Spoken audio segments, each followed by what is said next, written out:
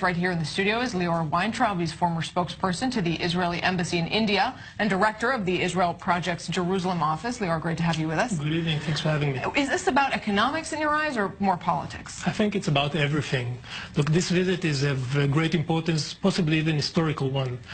One of the reasons for that is the fact that the previous one took place, as you mentioned, 16 years ago. 2002, Prime Minister Sharon came to Delhi, had to cut his visit short due to a terrorist attack. It was during the notorious Second Intifada. And since then, there were no visit, and it's not due to lack of attempts from the Israeli side, including myself, to bring Israeli leaders. In times like that where you attempted to make that happen, what were you told by Indian Well, we got a officials? lot of excuses and explanation why is it too sensitive for an Israeli leader to come and to raise the profile of the relationship.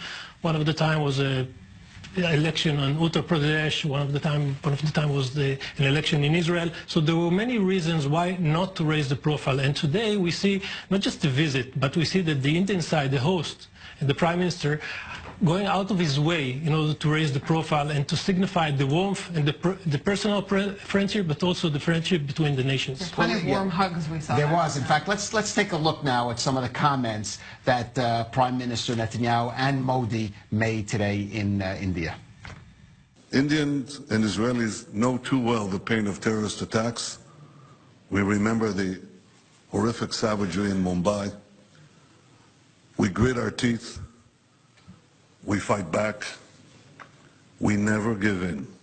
In defense, I have invited Israeli companies to take advantage of the liberalized FDI regime to make more in India with our companies.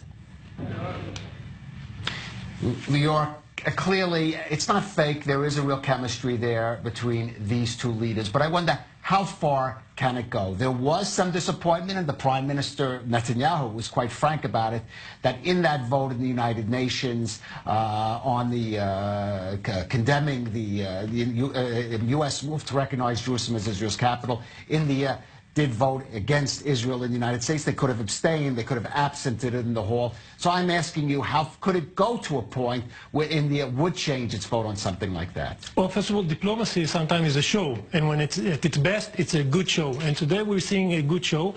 I think that expecting that to see a complete departure from 70 years of traditional Indian diplomacy in the UN and other places was not realistic. So I think that what we're seeing now is much bigger and much a bigger symbol than a UN vote. I mean, people in Uttar Pradesh, in other cities and towns in India didn't hear about the vote at the UN. But today, every Indian sees the Prime Minister of Israel sitting side by side or standing side by side with the Indian Prime Minister, and he hears about the significance of the relationship between Israel and he hears about the scope and the volume of the relationship, but more than that, he hears about the potential. And he hears about the defense cooperation, he hears about the cultural cooperation, he hears about the R&D. So these are very, very strong things. And I think that what we're seeing here is a strategic decision by the Indian government to put aside the things that Israel and India do not agree about and agree to disagree. And on the other hand, but to promote the things that both sides, both nations care very strongly about and can push the relationship and both nations forward. On that note,